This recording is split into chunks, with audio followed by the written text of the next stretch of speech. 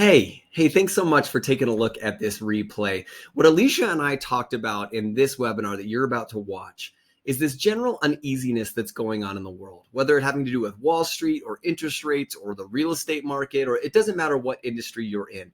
People are feeling uneasy and they're feeling nervous. How do you use that from a business perspective, not just to survive, but to really help grow your business by establishing these deeper relationships and, most importantly, establishing yourself as someone that can be trusted, as a trusted advisor to your clients? Take a look. We hope you enjoy. We're so glad that you're all here. Thank you. You know that we love this time. We're really talking about something that honestly came up really organically for us this month. Alicia and Michelle and myself, we all kind of get together every month and try to decide what's beneficial to talk about. And this whole idea of being a trusted advisor is something that really came out of kind of how we are all feeling to a degree right now. And I would be really curious if you guys want to throw some stuff in chat. How are you feeling? What kind of feedback are you getting from your clients right now about how they're feeling? It could be specific to your industry. It could just be about the world right now. One of the consistent things that is interesting, and I know whenever you turn on the news, it's always kind of the shock and awe type of things that they like to talk about. But there's a lot of things going on in the world right now, right? And unfortunately, a lot of those things feel negative and are causing really the kind of this underlying element of nervousness, of fear. Yep. And what's hard about this is when we feel that in our personal lives, that affects everything around us. I am totally guilty of feeling this nervousness. Funny story. I mean, for all of you lenders out there today, my wife and I are closing on a loan today because we're adding on to our house and we're going to have some rental space and that sort of stuff. And guess what? All the articles I'm reading now are like, VRBO is slowing down. Airbnb is stopping. No one's traveling this summer. And so my main brain immediately goes to panic. Are we doing my wife and I had a conversation, guess what, at 3:30 in the morning last night, which is always the best time to have conversations because we're financial discussions. Totally. And we're very, very sound in our thought process at 3:30 in the morning. But here's some things that we wanted to bring up that you might be experiencing or hearing from your clients of some things that are making them nervous, right? And making them a little bit hesitant to know what's going on. Inflation, right? I mean, COVID, whether we want to admit it or not, I think all of us are kind of ignoring it to a degree because we're just so anxious to get outside again. But we just had COVID last week in my household, right? My family and my two babies all had it. So it's hard. There's this societal angst with all these societal things that are going on. Mortgage rates are climbing. Wall Street hit a bear market 2 weeks ago. Where are we at now, right? There's these scary things that are going on. What the heck does a bear market even mean? Now I'm Googling that and learning that, right? Real estate is starting to slow down a little bit. Gas prices are going up. These are all things that we've been kind of mentioning, but it's something that I think we're all feeling. And maybe you personally are feeling this, but I think we need to recognize as well that our clients are feeling this.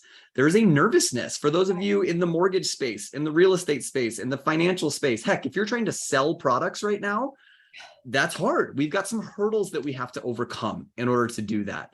And so how do we do that? How do we kind of build this idea of being a trusted advisor to the people that we're working with and overcome some of this fear and those sort of things? Alicia, did you have something to throw in there as well? Well, and I think one of the things that's so interesting is the way, like how much our culture has shifted. Even if I do it broad over the last 20 years, most of our clients here, I know you guys are in more complicated buying type industries. You're not selling, kitchen appliances. You're selling homeowners insurance or loans or houses or, more complicated products. And so, 20 years ago, your clients would come to you because they needed information. But now here's the thing. Your clients don't need information. They can get all of the information on the internet. And if you think about companies, some of these companies, I'm not going to name any of the bad guys that are trying to probably good from the process, right? But whether you are in insurance, lending, or real estate, there are large tech companies that are trying to eliminate humans from that transaction. But here's the deal. Again, you and I both know that there are some people that want an easy button. But most of your clients, when you're talking about complicated or long-term financial decisions, they don't need information. They need a trusted advisor, right? They don't want you to just quote them a rate. They want your assurance that that it's a good time to buy, that you can help them with this, that it's not going to bankrupt you, that this is a good time because rates are going to get higher, right? Like, so it's not the information that they need. We can all go online and get the information. They're wanting something deeper from you. That's a really interesting point. We almost have too much information right now, right? I can go find anything to support what I want to find right now on the internet, no matter what any of these issues we have pulled up here, right? I mean, Kathleen, you even threw the war that's going on in Ukraine. That's throwing all sorts of crazy things. I mean, there's a lot, right? So we don't want to sit and just talk about the negative for an hour. I promise that's not the goal here. You know us, we like to get into the strategy and things, but I did want to touch on really quickly here, what are just some standard ways that humans in general cope with fear? I think it's really important for us to understand how we process through these things in order for us to be able to help our clients through that, as well as work through it, on a personal level. Some of these here are not necessarily ones that we will be able to solve as trusted advisors, right? Getting social support, that can be something you could be there to a degree. Absolutely. It really depends on your relationship with your clients, right? Maybe your clients are family members. You are going to be able to dive deeper with them than somebody who is just a client, right? So whatever that kind of label is. Practicing mindfulness. We can't tell people how to control their emotions and those sort of things, but heck, if you could give them some strategies to help through that, that's great. For example, BombBomb has been amazing. They've actually given us access to an app for our mental health for this quarter that's all about meditation and things like that. If we want to access that, they gave it to us for free for like 4 months or something. That's awesome. That's a way that they have helped us find a way to practice mindfulness. But I loved number 3, especially, right? Using stress management techniques such as deep breathing, progressive relaxation, visualization, taking care of your health. These are all things that are really, really important that we're all needing to do. I'm going to be very transparent. When I get stressed, these are not where I go. I immediately am like, I don't care. I'm going to eat whatever I want because that's at least the thing I can do for me, right? Do you feel that way too? Yeah, well, and I think especially when we're talking about being an advisor, like you want to make sure that you are able to show up in these places as someone that is confident, someone that has experience and wisdom. And we're going to talk about some of the strategies of using that on video. But the first key that like you said, is that it has to start with yourself. If you are caught up in the chaos, if you are letting all of the fear pull you in every different direction, you're not going to be a very peaceful, stable force for your clients. So it's a good place to start. Well, and I saw this quote that I thought was great, and then we're going to jump straight into some strategies and those sort of things next here. But it really kind of defined for me why this is all tied together, right? Fear of the unknown is a destructive force. It causes people to make suboptimal choices by avoiding the fear. I mean, any of you that are in any sort of sales, you've always heard this pain versus gain argument, right? Do people make buying choices because they're trying to gain something or move forward towards a goal? Or is a stronger buying force for them that they're trying to avoid pain? When we're in this mindset, it can be very, very, I want to just avoid all pain. I'm an avoider. My wife and I laugh all the time because she is I'm going to come into it. We're going to tackle this head on. I'm going to run into a corner and hide kind of person. so it goes really well. I'll just say that. But it's so interesting how we all process differently.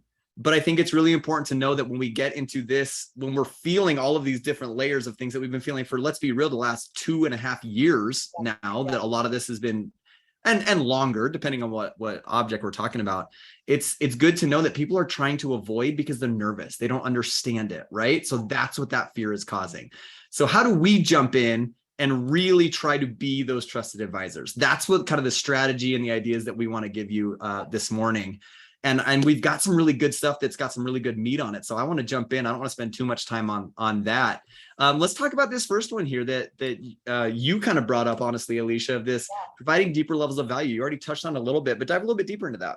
Yeah, I mean, I think that, we talk about this all the time. We're hammering home the value, because, there's lots of things here. Obviously, getting attention in the inbox is really important, whether you're talking about at the front end of a client relationship or even long term.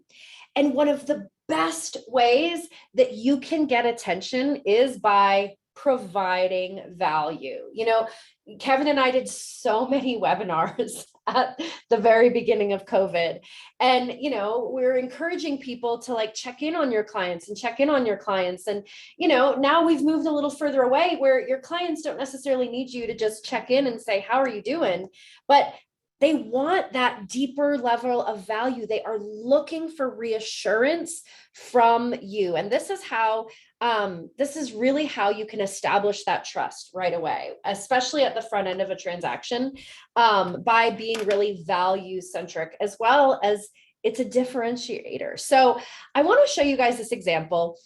This is actually a real estate example, but what I love about this is that it's not exclusive to real estate. All Pinky is doing, this is our friend Sue Pinky Benson. And what she's doing is she's going to talk about like a lead site giving her information that someone is interested in a house. But what this is really about is Pinky is using the little bit of information that she already knows, which is that they're interested in a house. And then she's using the BombBomb screen recorder to give them information that they can't find from anywhere else. Right? So right away, she's differentiating themselves from every other agent that says, hey, thank you for stopping by my website. Do you want to set up an appointment? She's not doing that. She's just giving them more value. And then you'll hear her talk about how she's getting a great response for it. But this saves everyone time. It doesn't matter what industry you're in, whether it's in lending or insurance, or if you are selling cars, or if you're selling consulting services. You need to use whatever little bit of information you can get at that beginning, and then overload them with value, right? Don't hold on to your cards and say, oh, you have to talk to me first. Because if you can really provide deeper levels of value right away, then they're going to start to recognize you as someone that has wisdom and start to build trust, as opposed to them feeling like you're someone who's just trying to get something. Well, and a little bit of context as well for those of you, once I play the video, this was actually a video Sue sent to Alicia. Because Alicia asked, hey, what are you doing that's working? So when you hear her talking, she's actually talking to Alicia in this video, but she gives the context of how she uses this for her clients. So let's take a look at this because it's really, really awesome. So just so you know, you can do it on any lead gen system. So let's say it's Zillow or wherever, and they tell you that you have a client who's interested in a property. So here is the client. They're interested in this property in Bonita Springs. They viewed it 4 times in the last 21 hours. So I know they have a high interest in the property.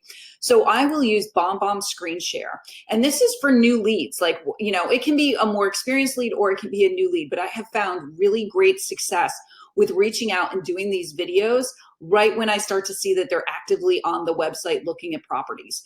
So I will go in and I will say, hey, it's me, Pinky, and I just wanted to show you a little more important information about this property that you chose in Bonita Springs. So, a lot of websites out there will give you all kinds of great information. However, some of them are limited and you might not have seen some of these extra details that I'm about to share with you. And then I will dive in and I'll talk about things like, what's the pet policy? You can have 2 pets. It's a limit. So if you have a dog or a cat and you'd like to know what those limits are, let me know. I'll be more than happy to get you that information.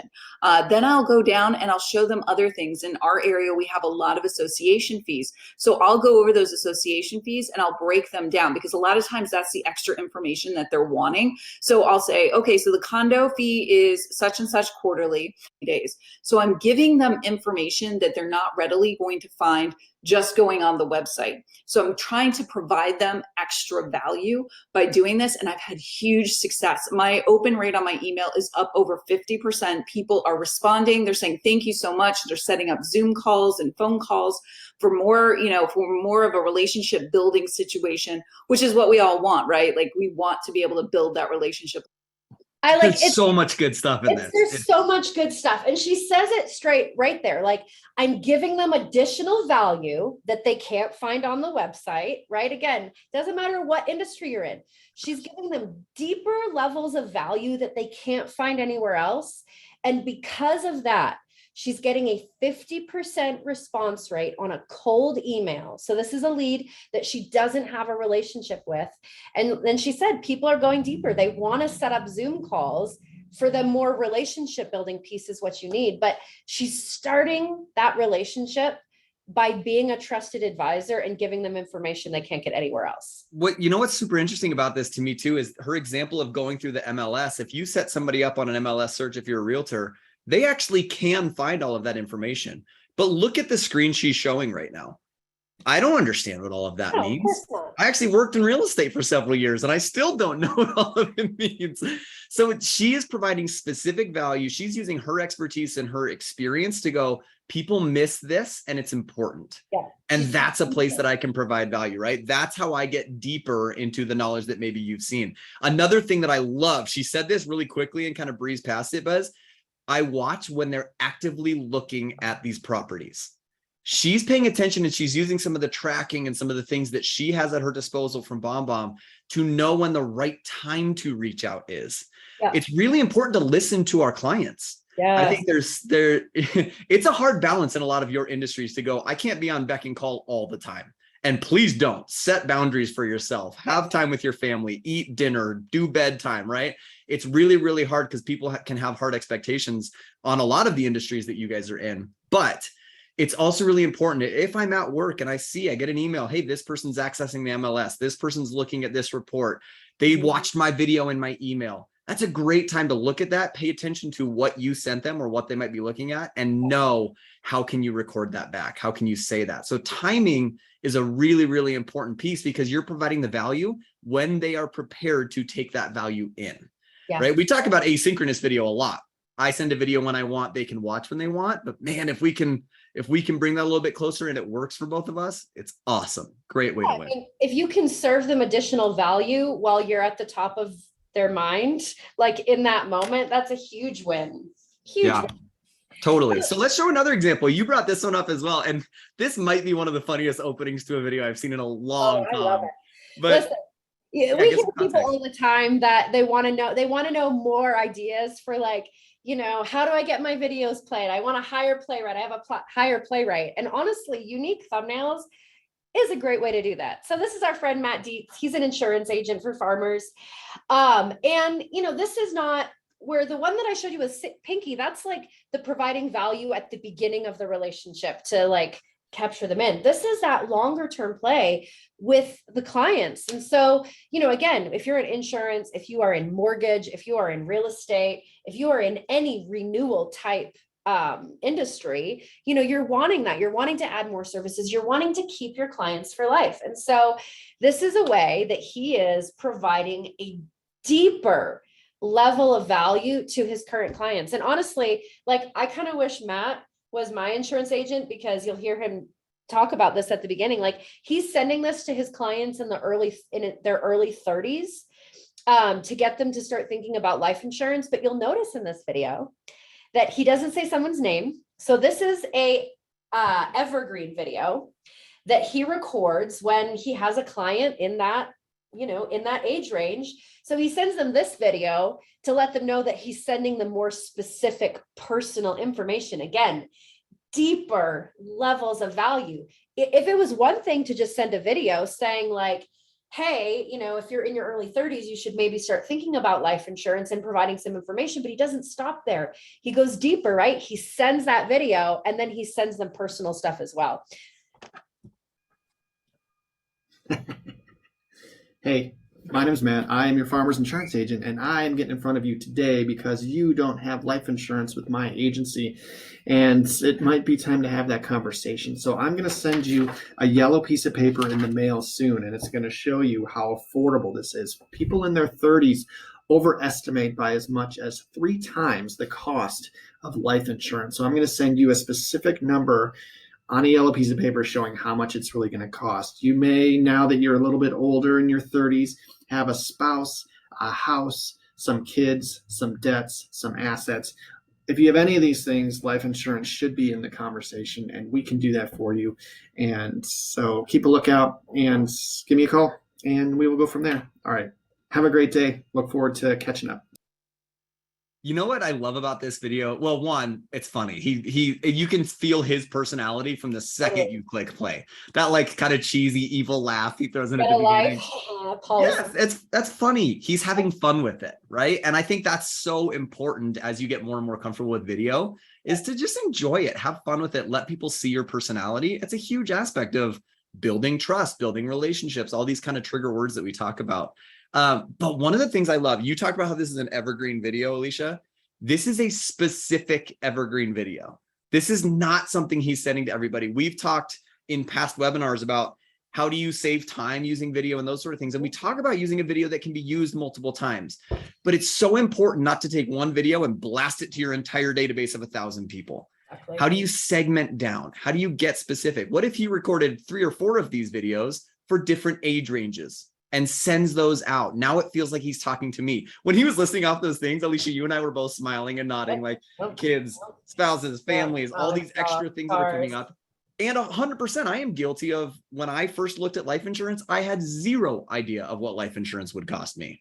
So I'm probably going, well, I can't afford that. No, it's really not that expensive. And he's kind of letting you know that. So those are just some things that kind of triggered for me initially. What stood out for you with this specific example? Yeah, I mean, I think I love what you said about the targeting like the different groups in your database, right? Because again, that's how you provide deeper levels of value, is knowing who you're sending to and what is they're going to be interested in, shifting our conversations and our thoughts and the way that we think about our communication from what am I selling to, and I may have put this on a slide, it may have not ended up, but like, what do they actually need? Because that's different, right? So just being intentional, it's like the same thing that Pinky did, is she was paying attention to what that person was interested in and targeting information to them in the same way that Matt is paying attention to his clients in that 30s bracket that don't have life insurance, and he's targeting them specifically. Now, I'll tell you what, one thing that's really important, and you're probably going to hear me say this multiple times in the next 30, 40 minutes. When you say something, when you promise something, you have to follow through. Yeah. You have to. When he talks about, hey, you're going to see this yellow thing come in the mail.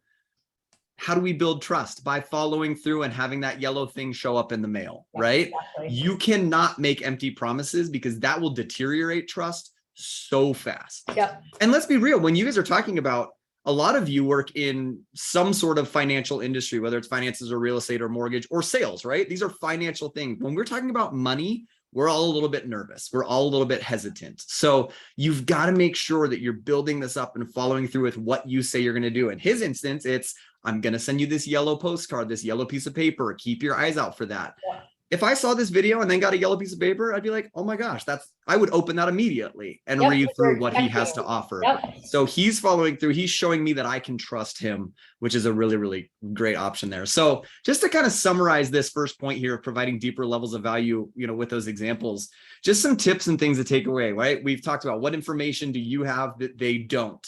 Or how can you bring context to information they may have seen but can't understand, or will breeze past, or those sort of things. Yep. Great ways to provide deeper levels of value that brings your expertise, your history, your experience, all those things into play. Yep. Video library of FAQs, what to expect, next steps. Again, this is how do we use video to kind of streamline and scale our work. Yep. If you get this question all the time, record a video for it. Have it be an evergreen video that you can grab. That is specific. That is still personal. That is still tons of value, even though I'm not saying, hey, Alicia, it's Kevin. Here's the answer to your question. You're still providing that and saving them time. Well, and that idea of being a trusted advisor, using the tools at your disposal.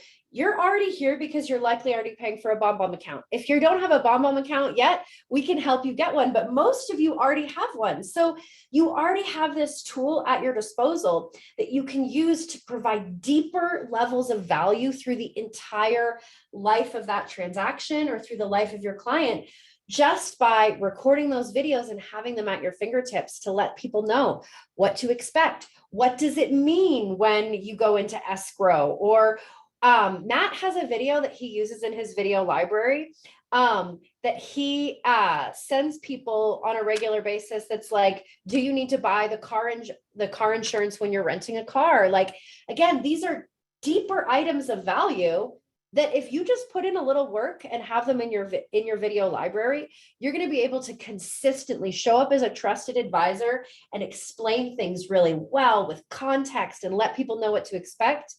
And you've already done the work. And a great play. I love that video. I've never seen Matt's video that you just described there. That's a question I have every time I rent a car, right? Every time. And I'm like, do I need to call my insurance company again? Blah, blah, blah, right? You go through this process. That's a great way to think about what questions should I have videos loaded up for. Is one, what do I hear a lot from my clients? But two, what questions do I have? Yep. What things have I had to research? What things have I had to learn over this time? That's a great place to start your library. And then you've got access on the mobile app. You've got access on your computer. You can grab those really easily. Yep. And then the screen record. Oh yeah, go ahead. Sorry, Alicia. I was just going to say, if you're a real estate agent or a lender or an insurance agent or a financial planner, wouldn't you rather have videos at your disposal that you're educating your clients on and providing that deeper value all along, as opposed to them going to Google and then you have to reteach them? Something to think about. It's a great point. Screen recorder, we talked about it. We showed you that example. If you're curious about that, I don't know, Michelle or Abby, if you have a chance and you want to post a link to kind of something about our screen recorder, if people are curious about that and haven't used that, it's a great tool to show and tell, right? We all have different learning styles. The three kind of main three are visual, audible, kinesthetic. So kinesthetic is like, I like to do to learn. If you can function and trigger different pieces of those, not knowing how each client wants to learn, it's just a great way to make sure they're retaining that information. So thank you, Michelle. I just saw you posted that link in the chat. So thanks for doing that. Let's jump. Well, there is a question in the Q&A, and we can kind of touch on this whenever we want to. It's from Jacqueline. She said, how do you approach the connection with a client on a cold call without them feeling they are being stalked via the internet? I mean, this is a complex answer, and I'm sure there's a million different ways to approach this. But I think it's interesting, Jacqueline, obviously something in that first one triggered it. And I think that me personally, that's the answer for me, is how do I build that connection? It's by providing value for them. Providing value, right? Yeah, so many times in any sales atmosphere, I got to check things off the list. I got to hit high numbers. And that's kind of a new thing that we're adjusting on our end here at BombBomb and talking with a lot of companies about is, what if instead of trying to touch 1,000 people to make 3 sales, what if we hit 50 people really intentionally? Could we still get those 3 sales and not anger a bunch of people because they think they're being stalked on the internet, to your words, Jacqueline, right? Well, and I think especially when we're talking about cold prospecting, like empathy and understanding goes a long way. Like if they're on the internet filling out lead forms or stopping by websites, like if you got their information from the internet, likely they have other sales professionals in your industry reaching out to them as well. So, being just really empathetic and understanding goes a long way. But I think that our next point almost answers it perfectly. So the second thing that we really want to hit on that trusted advisors are doing, right? The first thing, trusted advisors, they're providing deeper levels of value, but they're also being intentionally more human. Right? Like we're obviously all human. I know none of you are maybe there's a bot in the chat. I don't know. I don't think so. Right? You're all human, but there's a difference between being intentionally more human in your communication. Kevin, we talk about this all the time. Like, what does it feel like to work with you? Like, what is a customer's experience of working with you? Do they feel like you are just like they're just, a check mark on a balance sheet that you can't wait to get through with this transaction and get your paycheck? Or do they feel like you are invested in their success? I think this is such an interesting piece. And it's something that I think has really progressed a lot during COVID and working from home. I think we've also, there's been this acceptance to be a well-rounded human being. And to not just be, I'm just worker Kevin, now I'm dad Kevin, now I'm husband Kevin, and those sort of things. I mean, the amount of times I'm in meetings at BombBomb and my kids run through this door behind me, right? And it's funny, I think what's been really encouraging for me is all of my bosses and coworkers are now like, hey, Kevin, get out of the screen, we want to see your kids. Like, and I said encouraging, that now that I say that, it's a little hurtful, but I'm just kidding. I love that they accept that and they want to see my family and they want all of me. I think people want that in general. We want to work with humans. I mean, you can see people want to work with people. When I originally had kind of put this slide together, I said, be human. And I love that Alicia took that and revamped that and said, be more intentionally more human, because we're all humans. We can all kind of float on that. But how do we be specific and aggressive? And honestly, this example of Angela Stiller here is just so good. We use examples from her. I've seen a couple that we've used from her. One, she sends one of the most genuine and heartfelt thank you videos I've ever seen in my life. It makes me feel good, and it's not even to me, right? Yeah. So I think just this intentionality, this specificity, this is a really interesting one because she's approaching that difficult question that any of us have to deal with of why should I choose you? Yeah. Why should I work with you or your company over somebody else? Yep. Well, and again, in this video, like you'll hear her, this is a response. Someone was asking her about a competitor. And so she obviously said on that call, I'll check into it and get back to you. And again, she's doing what she said she would. You hear her say that, and you'll hear it in the video, but I love her response. It was a very human, honest, like response. Hi, Logan. Hey, it's Angie Stiller, and I wanted to, as promised, follow up and see how you were feeling about the life insurance policy that we chatted about. I did actually do a little bit more research on Amica, and funny thing is, it's been years since I've heard that name, but I did a little bit more research, and it's a good company. There's not much to say outside of, I think at this point, you just need to decide if you're interested in working with a local person, if that makes a difference for you, or if you would like to have someone at a call center, because I think that's the biggest difference. Currently, at least what I could see, but it is a good company. So let me know. Hopefully you had a chance to sit and visit with your parents about it. Either way, just shoot me an email or text, or you can call me and let me know where we stand. Otherwise, if I don't hear from you, I'll probably maybe follow up in 3 to 5 days and we'll go from there. Okay. Thanks so much, Logan. Have a great day. I mean, with going back to a point I made a minute ago, she's following through. She made a promise she would research and follow through with this. And then guess what? She's setting more expectations for herself. If I don't hear back, I'm going to follow up in 3 to 5 days. But talk to me about what really stands out to you in her answer, because you talked about how it's such a human way to respond. Yeah. These are always tricky situations to be in. So like, what do you love about that, Alicia? It is. We get asked about our competitors when we're on the road. I'm sure our sales reps get it a lot more often, but like, I'll get off the stage sometime and someone will be like, well, so like, who's your competitors, right? They want to know, like, they're going to catch me or something. And I like, be honest, right? I always try and be really, really honest. And I think she's doing such a good job of this. She wasn't like, yeah, I heard some not great things about Amica or whatever. She was very much like, they are a great company. They're a big one. We're small and local. Like, it's up to you to figure out what you want. And I just love that, because again, what I think it might even be on the next slide, but shifting that focus from like, I'm selling this and you need to buy it. Yep. What does the buyer want versus what are you selling? Like, she's obviously selling life insurance. She says that, but it's not just about pushing this person to buy her policy. It's like, what do you want?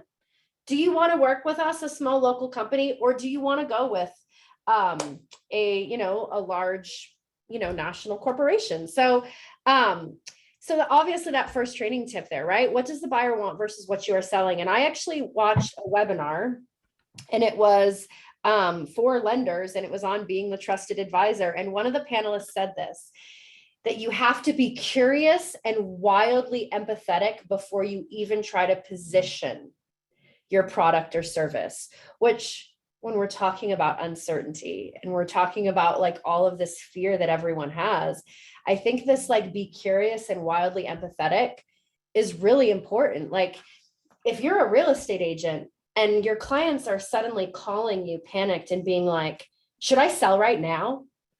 Like, don't just tell them yes or absolutely not. Like, be curious.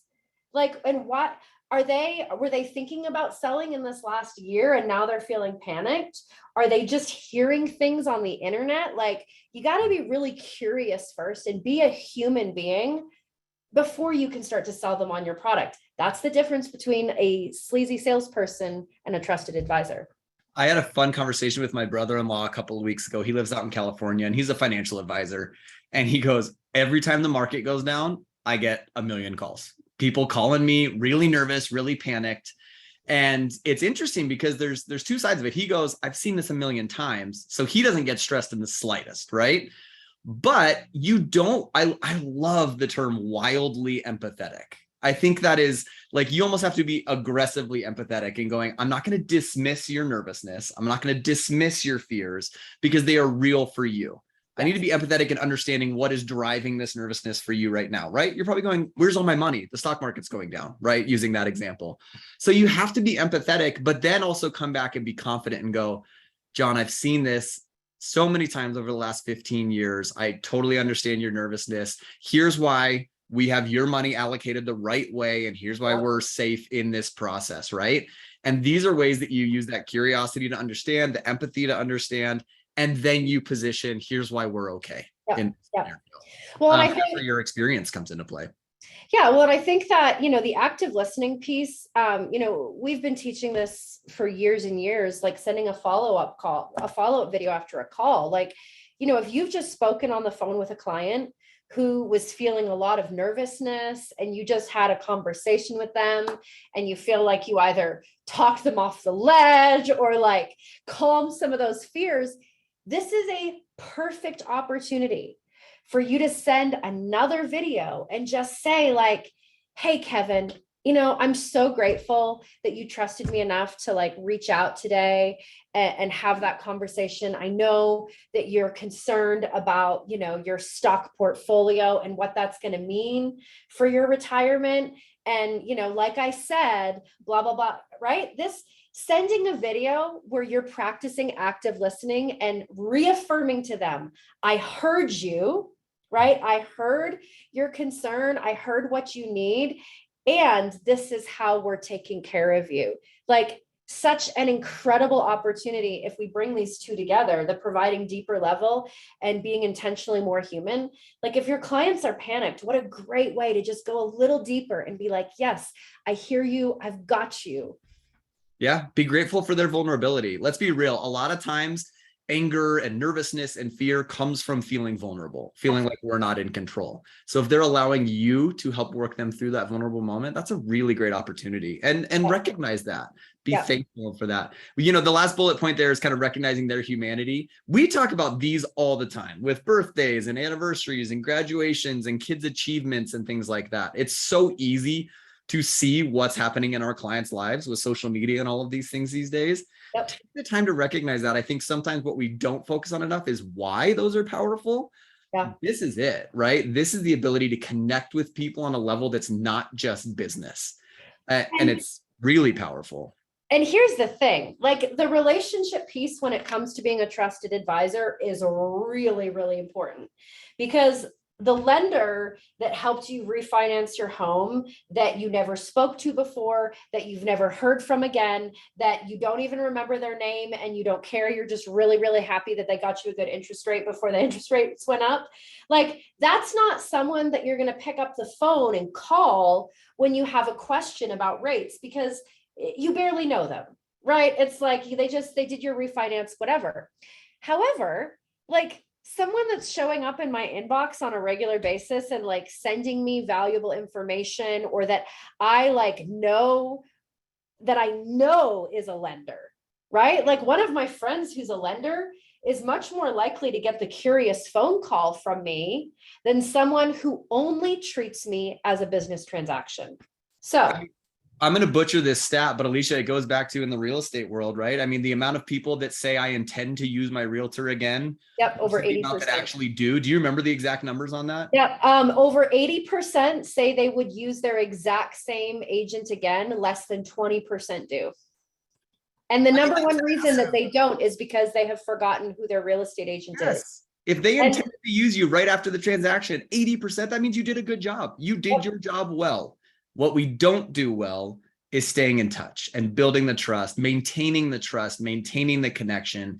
These kind of human moments, recognizing their humanity are opportunities for you to continue to build that and lean into them as humans. Not just, it's been 3 years since you bought, want to buy again, want to refinance again, want to do whatever, right? Yeah. These are really, really good opportunities for that. So I love that. Let's jump into number 3 here, just because I know we've got about 20 minutes left and I want to make sure we have a little bit of time. Abby and Michelle are killing the Q&A and the questions right now. So thank you both for that. But number 3 of Trusted Advisor, show up as the expert. I think to a degree, this feels like, well, yeah, of course. But what does this mean? How do we do that, right? Yeah. We've talked about how the lack of knowledge is what's creating this uncertainty, is creating this fear in our clients. Well, guess what? You have that knowledge. Yeah. I love the point that you brought up earlier, Alicia, of people almost have too much information and they don't know how to dissect that down to what makes sense for them. Yep. What is truth? What is pertinent? A great example in the lending space right now. All we're hearing everywhere is rates are on the rise, rates are on the rise, rates are skyrocketing. Oh my gosh, what's going to happen? The whole housing market is just going crazy. Then I talked to a lender who goes, yeah, I started in the 80s and rates were at 18%. Totally. Now, we don't want it to get there again, don't get me wrong, but she has context that I don't have. Totally. I see 6% and go, oh my gosh, wasn't it at 3% like 6 months ago? That's scary. That feels nerve-wracking, right? Yes, 6% is higher, but we don't need to hit the panic button on that. And honestly, I kind of spoiled Rebecca Hanson's video here. This is a little bit of what she's talking about. I didn't even intend that when I was watching through this, but these are the kind of context, the kind of experience, the history that you have, the knowledge that you have that can really help people take a deep breath and not panic in these.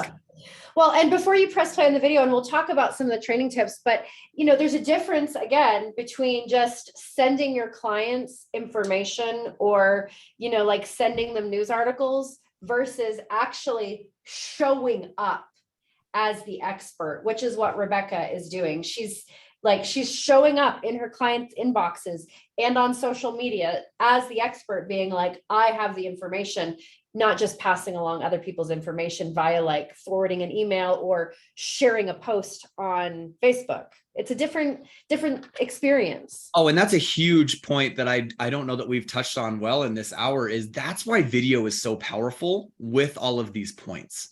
Is because when they see you and they hear you conveying this information to them, whatever it is, yep. Now you are the one that is the expert. You are the one that they are thankful for and grateful for. Yeah. If you just send me a link to the Wall Street Journal article that you read, that's great. I might connect that back to you, but I'm more than likely going to go, oh, I just read this article on the Wall Street Journal. That's what I'm going to remember. Exactly. Now I'm watching Rebecca, and I'll play this video so you guys can see. She is the one giving me the info. She's the one giving me the context. She's the one I'm going to remember. When I'm talking to my neighbor because rates come up for whatever reason, I'm going to go, oh my gosh, you know what? My lender just sent me this video. Her name's Rebecca. I should pass her information on to you. Bingo. Because she really helped. Or let me what's your email? I'll forward this video she just sent me that really helped me understand this better.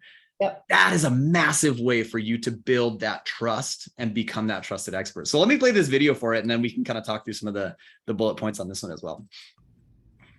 Hi guys, it's Rebecca Hanson from Guild Mortgage. The question of the day is, what is going on with interest rates? Here's the scoop, you guys. Whenever we get good economic news, it puts pressure on the bond market, which changes rates. First and foremost, rates are still amazing. You can still get rates in the 2s and in the 3s. Nobody panic, SpongeBob. Rates are still great.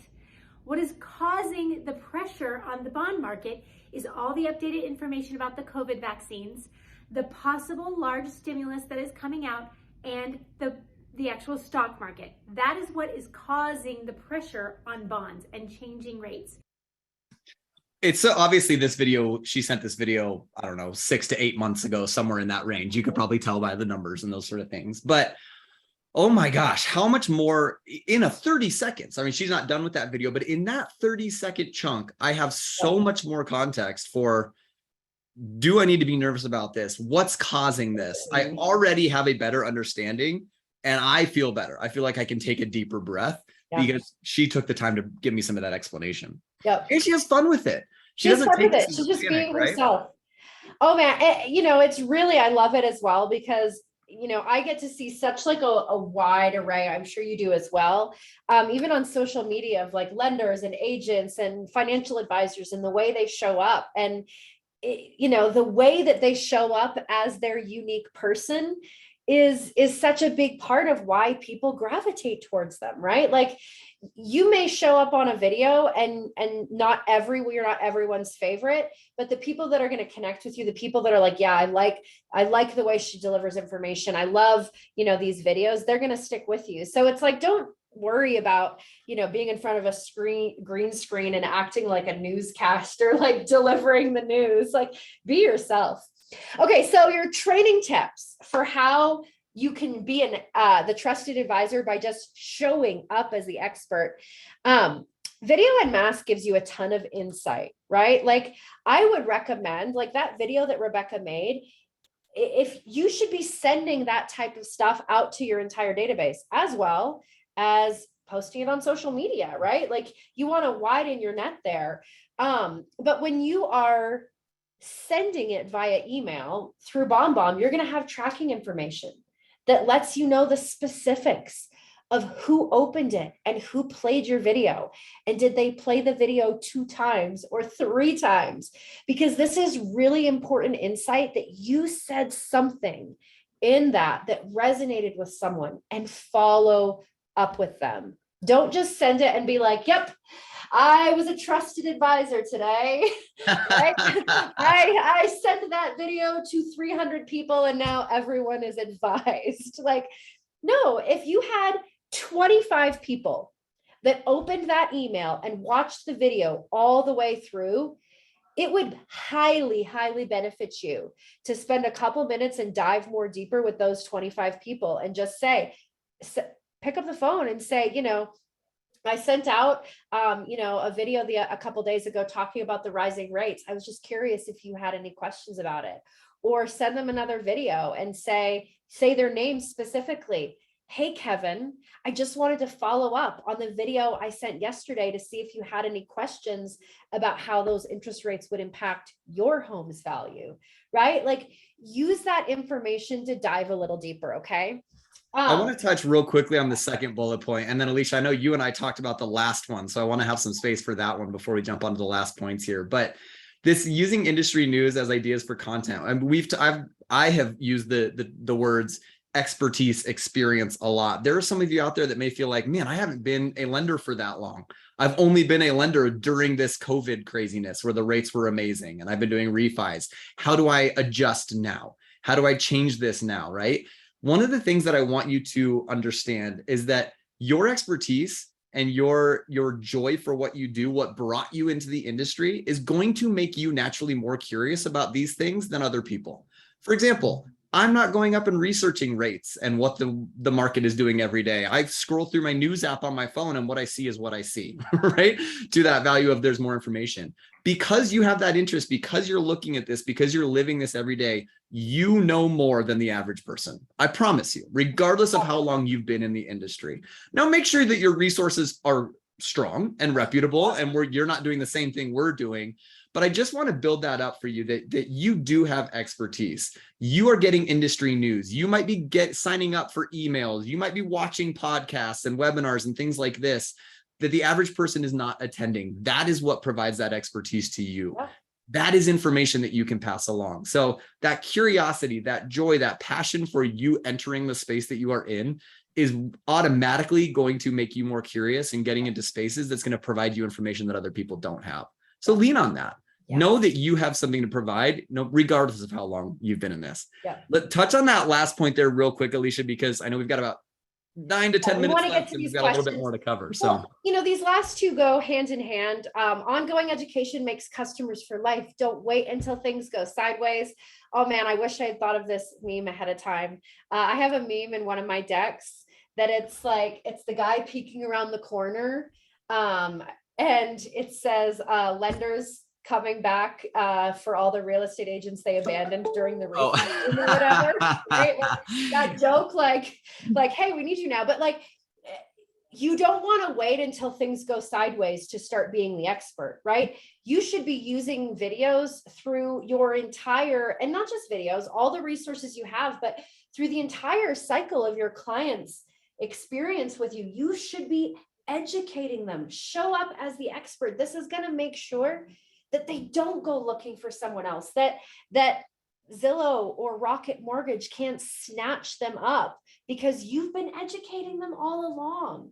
So and the last bullet point here is what other experts can you help your clients with? Because again, if you are the expert in your field as real estate or mortgage or insurance or financial services or whatever, they likely are going to need other experts as well. And if you can strengthen that bond by connecting them to strong referrals, right? Like if you're a lender that can connect them to someone that you respect in homeowners insurance that's going to take good care of them, well, you're strengthening your relationship with that client because you're helping them make another decision from your position of trusted advisory, but you're also strengthening that referral relationship with that other person who's going to send referrals your way. So share your knowledge and also share the other experts that can help your clients. I love that point so much. The amount of times I've called my realtor and been like, hey, do you have a plumber? Hey, do you have a window guy? Hey, do you have a sprinkler guy? Hey, do you have,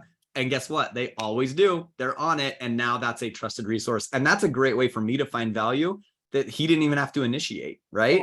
Because he's put himself in that space. So I want to show you one last thing here. This is Adam Contos. He's the CEO of Remax. Maybe you've heard of Remax. It's a small little local company. Adam is awesome. And he actually did an interview with us for the book that we recently wrote, Human-Centered Communication. And so this is a clip from the interview that Ethan Butte and Steve Passanelli did with him. And he brought up this idea that I think in a way summarizes a lot of what we've been talking about today. And it's this idea of ROR versus ROI. And I'm going to just play the video and let him describe it.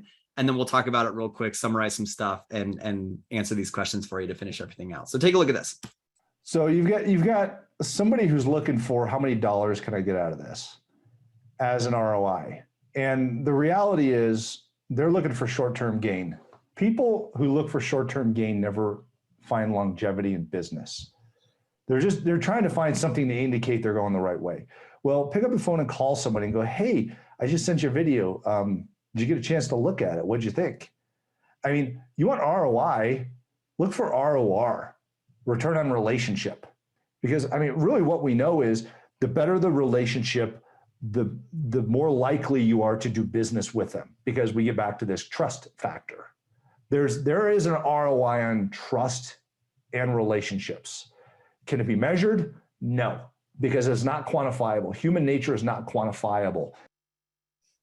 I mean, I could talk about this for probably an entire hour. You could do a whole session on it. Just to kind of summarize, I love this quote that he said there. The better the relationship, the more likely they are to do business with them, because you get back to this trust factor, right? Which is kind of our whole theme of being this trusted advisor. We spend so much time trying to quantify and prove that what we're doing is right. And that's what ROI and some of those measurements are, is to prove, was that thing actionable? I sent this email out to 1,000 people. How many responses did I get back? Did any of that turn into business, right? When you're sending birthday videos, when you're building this expertise, when you're sending market updates or value, those are not all going to turn into ROI right then.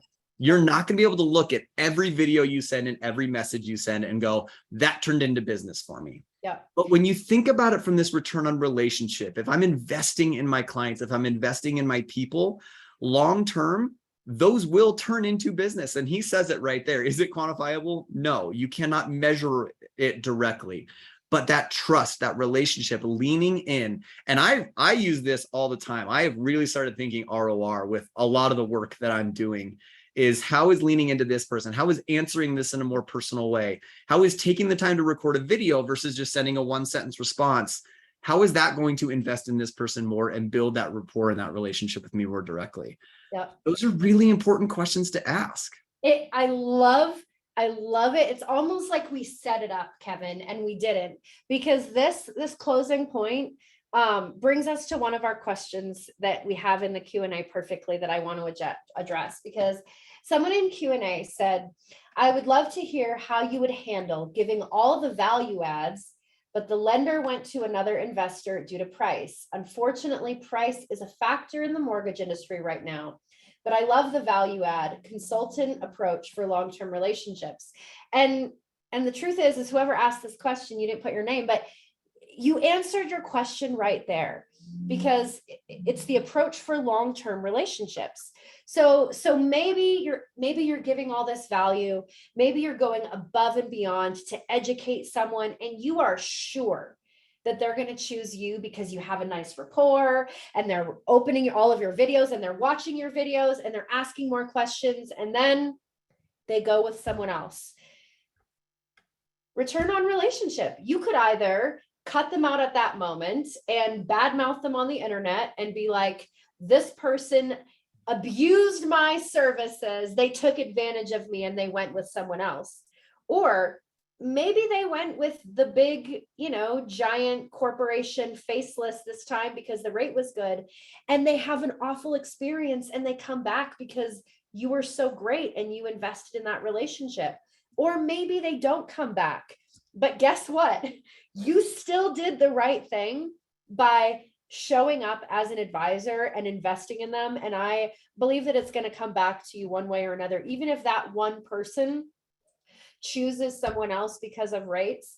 That's the nature of the game, right? Like if the rates are exactly comparable, yeah, of course you're going to win on relationship and value and all of that. But sometimes you might lose out because of cost. I mean, it happens at BombBomb. We have lost massive enterprise deals because one of our competitors gave them a better price. And guess what? We've also won some of those deals back because our competitors didn't have good service and they came back to us. So it comes back to you one way or another. Yeah, that is frustrating. It's a hard thing. There's so many of those factors you can't control, right? And I think over time you see enough on both sides. To your point, Alicia, we've also won certain deals at a higher price because we went above and beyond in certain ways. Correct. Right? We've been told by people, we got offered this, it was a better deal, but we really liked the way that you leaned in and wanted to help with X, Y, and Z. Yep. And that's not bad mouthing anybody in any way. It's just saying that has incentivized people to make choices the opposite way, even against that kind of price issue itself. Yeah. So I want to get to Holly's question real quick. Holly wanted to know, how long should my video be when giving expert advice? And this is a great question, because often when we're talking about like a lead response video, we say under 60 seconds or whatever. So when you are giving expert advice, if this is something that you are sending out en masse to your database, I would say that you can get away with maybe even a 3-minute video, maybe even 4 minutes. If number one, it's really compelling and you start the video out strong and let them know what value they're going to get in the video, especially if you use a tactic like in this video, I'm going to give you 3 reasons why now is a good time to buy a house. If you can speed through reason 1 and reason 2 really quickly and then keep talking and get to reason 3, psychologically people are going to hang in there because they want to know the third. So there's tactics like that. If you're posting on Facebook or on YouTube, again, 3 minutes is probably good. For YouTube, they recommend that you can even go longer, 5-7 minutes. But I would encourage you for like expert advice, whether you're sending it out via email or you're posting it on social media, 3 minutes, give or take a little bit on either side, would be ideal. But again, that's you talking about something that's happening in the news or giving expert advice. If you're just like reaching out to a lead and trying to give them value, do not give them 3 minutes of value, give them 45 seconds of value. So where you're posting and who you're sending it to matters. But there's my general recommendation. Yeah, I was going to say just some things to consider when you're trying to figure that out. The kind of one is the relationship. How well do you know this person or this group of people? Have they chosen to want your information? Is this a new lead? Is somebody that's never met you before? Those are massive factors, right? To Alicia's point. The second thing I would think of, and this is kind of maybe feels like a silly question, but how long can you maintain this value? We don't want to ramble for 3 minutes because we have some expert advice in there. If we're a minute and a half in and we're just kind of talking and reiterating content that we've already said, we need to be wrapping that video up pretty quick, right? So it's really hard to give a specific number on this. I mean, ironically enough, I love your point, Alicia, of how do you set up the beginning of the video to get people to stick with you through that entire time. I was watching some funny stuff and strategies. I mean, they're even saying on TikTok, which are very short form videos, the first frame is instrumental to people sticking with your entire video or not. And they're starting to push longer form video, right? Yep. So it's really interesting. Use that first couple seconds, first 5 seconds to make sure you're telling them why they should stick around if it is a little bit of a longer video. So there's some good things there. I'm going to do like a contrast real quick so that you can get in your head and I know we got to wrap up, but like, Hey, it's Alicia, your lender. I know that there's lots of concern in the industry right now, and I just wanted to jump on here for a couple minutes and try and ease some of your fears about what's happening. Like, they're out, they're gone. You've lost them. You've lost them right away, okay? But something quick as, what's up, guys? In this video, I'm going to give you 3 reasons why now is a good time to buy a house. Let's jump in. Number 1, like, that pace of giving them value right away is super, super important. You don't need a big lead in. You don't need to describe all of your qualifications. If you can start hot and compelling and exciting, and then maybe back off and get into some of that. But yeah. Yeah, it's funny. And that also, honestly, you got a little bit to the last Q&A that's sitting in there. And for those of you that are sticking with us, I know we're a few minutes over here. So thank you for joining us. We appreciate it. John asked in the Q&A of, I feel all the movement is too much. I see you both are fairly still. What are your recommendations on that? I mean, again, it's such a personal thing, right? I don't want you sitting like this.